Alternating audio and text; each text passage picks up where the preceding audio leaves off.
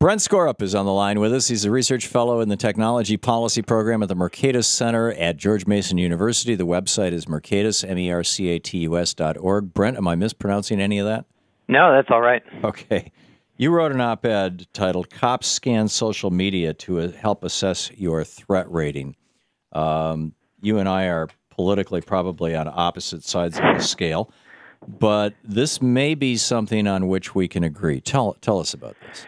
Yeah, no, I think there is agreement, some on the left and some on the right, about the problem of overcriminalization generally. But so I wrote an op-ed on a similar trend, a similar symptom, and that is this police application that's being developed, and it's called Beware. It's developed by a company called Entrado, and they sell it to police departments. And this application crawls billions of commercial, public, all sorts of records, but also, what a lot of people are worried about is it also crawls social media, your online comments, and purchases, recent purchases you've made, cars you own, and it assigns you through an algorithm, proprietary algorithm, it assigns individual people a threat rating. So I believe it's a 1 to 100 score, and it also makes a green, yellow, or red designation of what sort of threat you pose to police. I came about this just incidentally to other research I did and wrote an op-ed because there's a lot of troubling implications of this. Yeah, there's a lot of troubling implications of this. I can understand if the local police department or the FBI or anybody else discovered that I, as a guy who's got nothing to do with the construction or farming industry, rented a truck and a bunch of 50-gallon drums and went out and bought, 500 or 1,000 pounds of ammonium nitrate fertilizer and 40 gallons of diesel fuel, the way that Tim McVeigh did. Yeah, I can understand that, and in fact, I would want whatever police agencies keep track of those kind of sales, and I frankly suspect that they're not as well kept track of as they probably should be. I would want them to, at the very least, call me up and go, "What the hell are you doing?" And by the way, we've noticed what you're up to.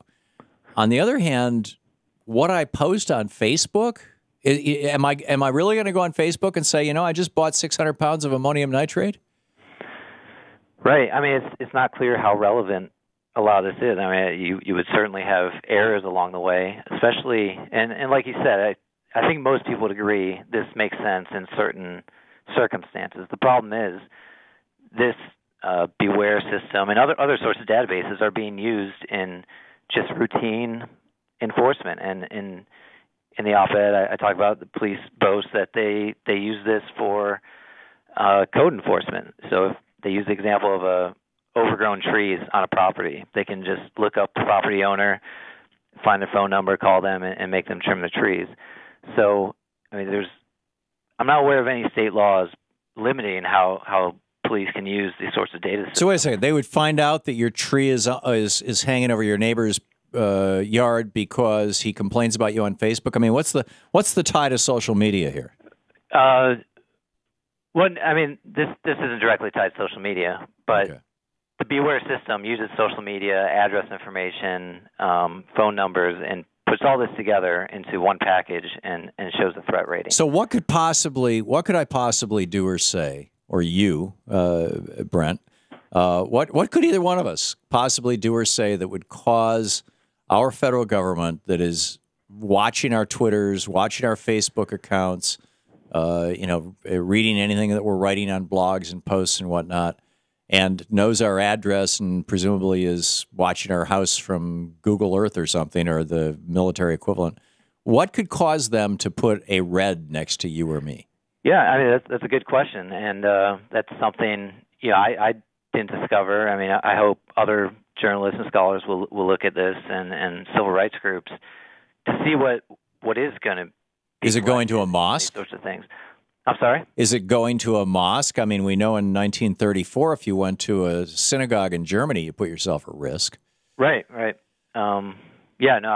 think that could be considered relevant. And the issue is we don't know. I mean, Entrado, the company who makes this, says, we'll send default relevancies to the police, but it's up to the local department to determine what's relevant and what's not, and that makes oversight pretty difficult, especially since it's not even clear. I couldn't find any information on which departments are using this currently. There are federal grants going out to purchase these and similar systems. And in the op-ed, I mentioned that the city of small city of Bellingham, Washington, turned down a purchase of Beware because local citizens got wind of it and found it scary. So they redirected the funds.